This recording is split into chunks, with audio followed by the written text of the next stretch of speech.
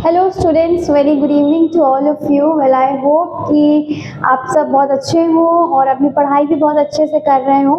Well काफ़ी कुछ time पहले हमने कुछ टॉपिक्स को डिस्कस किया था, just like how do organism reproduce. उसके पहले हम लोगों ने जेनेटिक्स एंड क्रोमोसोम्स, बहुत सारे टॉपिक्स को डिस्कस किया था। So right now what we are going to do, we are going to study one more topic, that is our environment. Our environment, हमारा पर्यावरण, इसको हम लोग डिस्कस करने वाले हैं। सो इसमें कौन कौन से मेन टॉपिक्स हैं, कौन कौन से कीवर्ड्स हैं जो कि हम लोगों ने नोट डाउन किए हुए हैं। सबसे पहले इकोसिस्टम है, mode of nutrition, biotic and abiotic components, saprophytes and decomposers, trophic levels, law of conservation of energy, food chain and food web. So all these 7 keywords are the most important topics of this chapter. So right now we are going to discuss all these topics one by one. Okay, so what is ecosystem? Ecosystem क्या है कि ecosystem एक ऐसा मतलब geographical area या एक ऐसा particular area जहाँ पे living and non living both the components live together, जहाँ पे बायोटिक कंपोनेंट्स भी रह रहे हैं प्लस एबायोटिक कंपोनेंट्स भी सर्वाइव कर रहे हैं साथ में। तो ऐसे एक कॉम्पोजिशन को, ऐसे एक पर्टिकुलर जगह को हम लोग इकोसिस्टम का नाम देते हैं। ठीक है, इसके बाद आता है mode of nutrition. Mode of nutrition क्या होता है? Well there are two main mode of nutrition. पहले होता है हमारा autotrophic mode of nutrition and second is heterotrophic mode of nutrition. Autotrophic में क्या होता है? ऑटोट्रॉफिक मोड ऑफ न्यूट्रिशन वो ऑर्गेनिज्म या वो एक लिविंग बीइंग करता है जो अपना खाना खुद बनाता है, मींस उसको किसी और ऑब्जेक्टिव की या किसी और सब्जेक्ट की रिक्वायरमेंट नहीं होती है। जस्ट लाइक हम लोग ह्यूमन बीइंग्स हैं, हमारे जैसे एनिमल्स हैं, हमें क्या करना होता है कि अपना खाना हम खुद नहीं बना पाते, बस पका सकते हैं, दाल चावल सब्जी रोटी हम पका के खा सकते हैं, बट ये सब चीज़ें हमको मिलती कहाँ से हैं? Ultimately we are all getting this from the plants. ये हमको सब प्लांट्स देते हैं। तो प्लांट्स क्या कर रहे हैं कि सनलाइट, क्लोरोफिल एंड बहुत सारी चीज़ों की मदद से वो अपना खाना खुद प्रिपेयर करते हैं।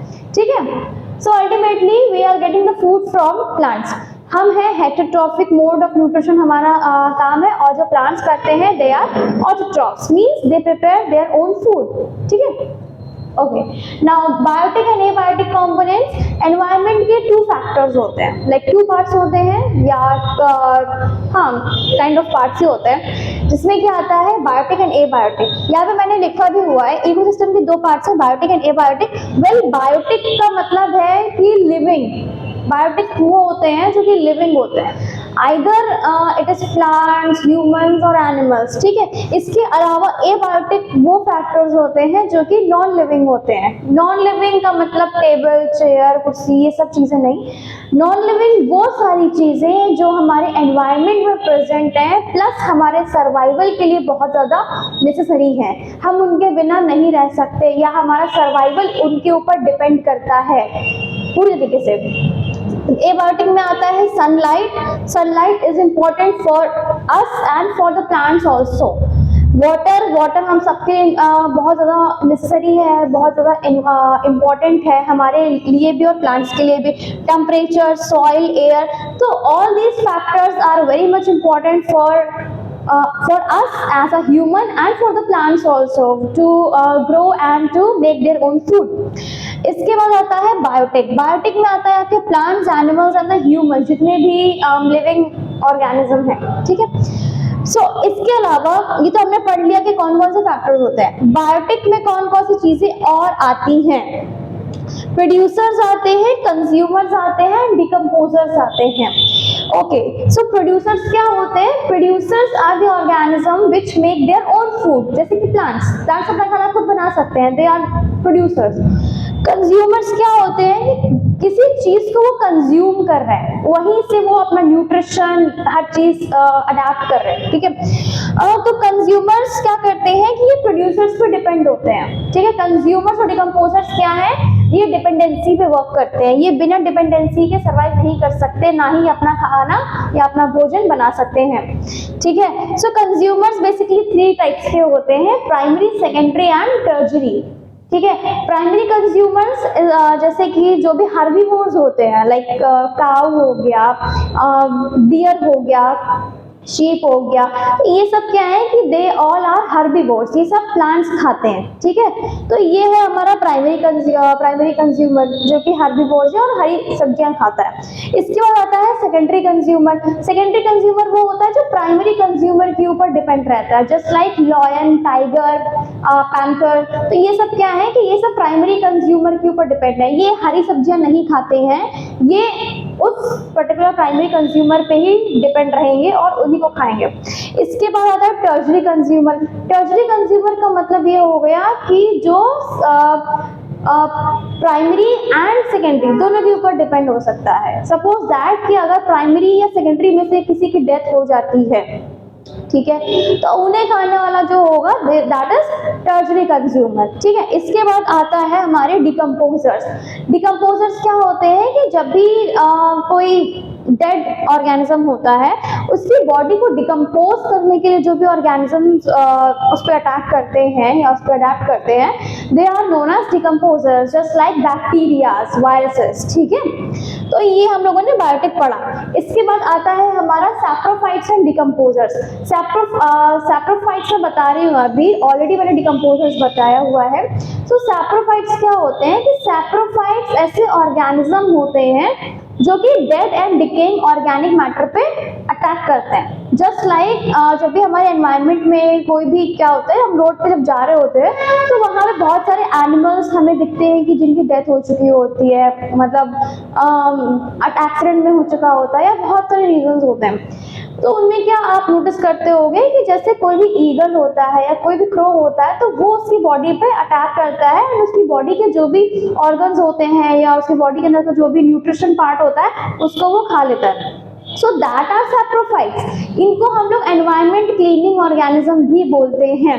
इसके अलावा जो डिकम्पोजर्स होते हैं, डिकम्पोजर्स हम माइक्रो ऑर्गेनिजम्स को बोलते हैं जो उसी पर्टिकुलर ऑर्गेनिज्म को डिकम्पोज कर दें, ठीक है, just like bacterias and viruses, I have already told you about this. Okay, इसके बाद आता है हमारा trophic levels. Now what is trophic levels? अच्छा, ट्रॉफिक लेवल को डिस्कस करने के लिए पहले हमको कंजर्वेशन ऑफ एनर्जी पढ़ना पड़ेगा कि what is law of conservation of energy. Well, law of conservation of energy is the law जिसको बनाया गया है कि that energy is neither being created nor be destroyed. Energy को ना ही बना सकते हैं ना ही डिस्ट्रॉय कर सकते हैं, बट वो क्या होता है कि एक चीज से दूसरी चीज में ट्रांसफर हो सकती है, ठीक है। अब यहाँ पे क्या होता है, जो भी एनिमल्स होते हैं, जो भी ऑर्गेनिजम्स होते हैं, वो किसी न किसी को खा ही रहे हैं, ठीक है। तो यहाँ पे क्या होता है कि एनर्जी का ट्रांसफरिंग चलता रहता है। एक जो एनर्जी किसी पर्टिकुलर ऑर्गेनिज्म में होगी वो एनर्जी उस ऑर्गेनिज्म में जाएगी जो उसको खा रहा है। Just like I am giving you the example by making the diagram. Okay,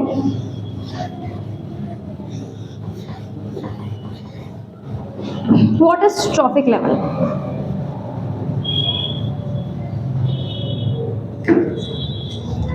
There is one kind of flow chart.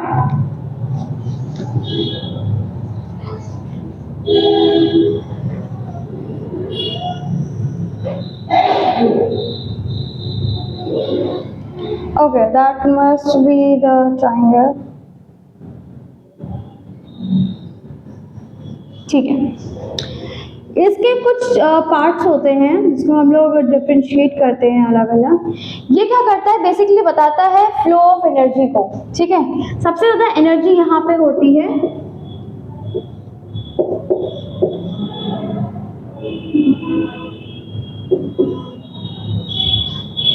Okay, यहाँ पे आता है हमारा प्रोड्यूसर्स इन द सेंस जो भी प्लांट्स वगैरह यहाँ पे होंगे, क्योंकि सबसे ज्यादा एनर्जी किसके पास होगी, प्रोड्यूसर्स के पास होगी, क्योंकि वो अपना खाना खुद बना रहे हैं in the presence of sunlight, chlorophyll, air, water etcetera. So सबसे ज्यादा एनर्जी है प्रोड्यूसर्स के पास।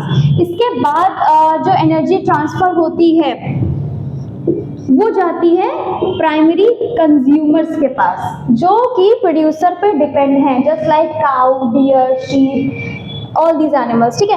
अच्छा, इनके पास जो एनर्जी होगी वो 10% डिक्रीज होके जाती है, क्योंकि उतना एनर्जी क्या होता है कि ये लोग यूज कर लेते हैं अपने काम के लिए, तो रेस्ट एनर्जी जो होती है वो इनके पास जाएगी।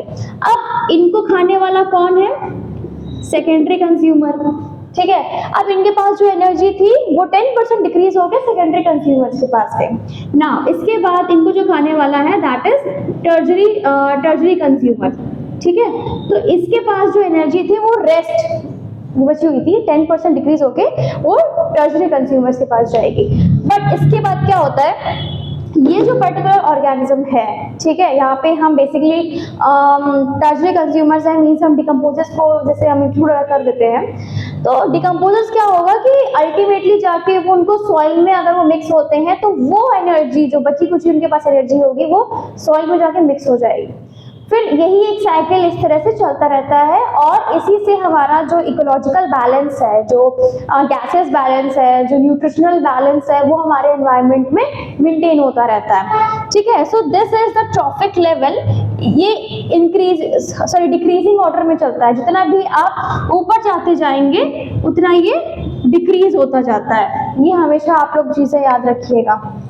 नाउ इसके बाद आता है हमारा law of conservation of energy. Already I have told you that energy can neither be created nor be destroyed, but it can transfer from one organism और the one object to another, ठीक है। अब now आता है हमारा food chain and food web, the important and the most important topic of this chapter. Okay, so food chain का basically मतलब ये होता है कि किसने किसको खाया, सिर्फ एक सिंपल भाषा में किसने किसको खाया।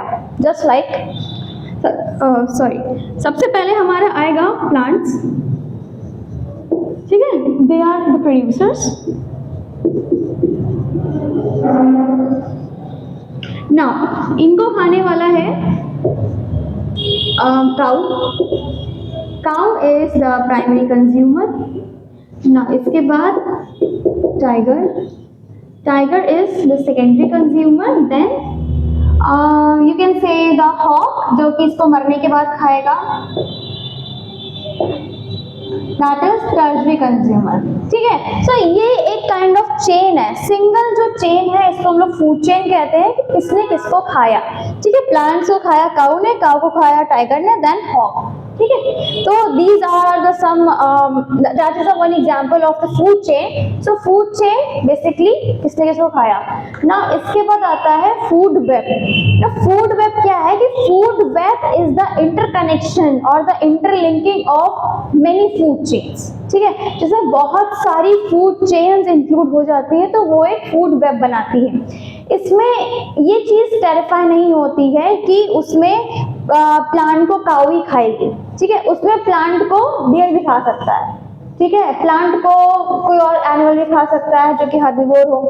जैसे कि यहाँ पे काऊ दिया है, सपोज दैट काऊ की जगह यहाँ पे डियर भी हो सकता है, ठीक है। डियर को खाने वाला जरूरी नहीं है कि टाइगर हो, वो लेपर्ड भी हो सकता है, वो टाइगर भी हो सकता है, ठीक है। जब मल्टीपल फूड चेन्स होती हैं आपस में, जब इंटरकनेक्टेड फॉर्म में होती हैं, they make a food web, ठीक है। तो ये फूड वेब बनाते हैं।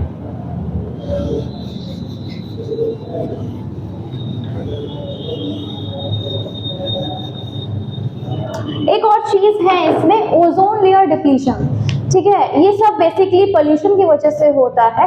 Ozone layer depletion basically cause होता है CFCs की वजह से, ठीक है। उसमें जो हमारी ओजोन लेयर है, ठीक है, वो काफी ज्यादा डिप्लीट हो रही है आज के टाइम पे। ये पहली बात तो पोल्यूशन बहुत ज़्यादा बढ़ चुका है, ठीक है। पिछले अगर हम 20-50 साल का अगर हम एवरेज निकालते हैं तो उसमें क्या है कि बहुत ज़्यादा परसेंटेज में आज के टाइम पे पोल्यूशन हो रहा है। तो उससे क्या हो रहा है कि जो हमारी जो ओजोन लेयर है that is getting depleted every day. उससे क्या हो सकता है कि हमारे सन से जो यूवी रेज आती है, अल्ट्रावायलेट रेज आती हैं, वो हमको काफ़ी ज़्यादा इफेक्ट करती है। उससे काफ़ी सारे डिसीजेज होते हैं, काफ़ी सारे कॉजेज होते हैं, जिससे कि हमारे अर्थ का टेम्परेचर दिन ब दिन बढ़ता जा रहा है। साथ ही साथ लोगों को बहुत ज़्यादा स्किन इन्फेक्शंस भी हो रहे हैं, ठीक है। तो ओजोन लेयर डिप्लीशन को हम कई सारे मेथड से रोक भी सकते हैं अगर हम पोल्यूशन बहुत कम कर दें बाय सेवरल मेथड, जिसके लिए हम 3 Rs को अपना सकते हैं, रिड्यूस, यूज, रिसाइकिल को हम अपना सकते हैं। ठीक है। इसके अलावा हम क्या कर सकते हैं कि जितना कम हो सके उतना ज़्यादा कम हम जो भी व्हीकल्स हैं उनका यूज़ कर सकते हैं, और ट्राई कर सकते हैं कि हम किसी ऐसी चीज़ का यूज़ करें जो कि हमारी हेल्थ के लिए भी अच्छा हो और एनवायरनमेंट के लिए भी अच्छा हो, ठीक है। So I think that we have completed and discuss all the important keywords of this chapter. So in next chapter we will discuss some another topic of another chapter. So अभी के लिए thank you so much. And students, whatever the query you are having right now, and जो भी question हो, कुछ भी problem हो, तो आप हमको कमेंट बॉक्स में कमेंट कर सकते हैं। इसके अलावा हमारा जो टेलीग्राम चैनल है उस पर भी आप हमको वॉच आउट कर सकते हैं। क्वेरीज एंड क्वेश्चंस आप वहाँ पे भी हमसे पूछ सकते हैं। So for now, thank you so much and good night.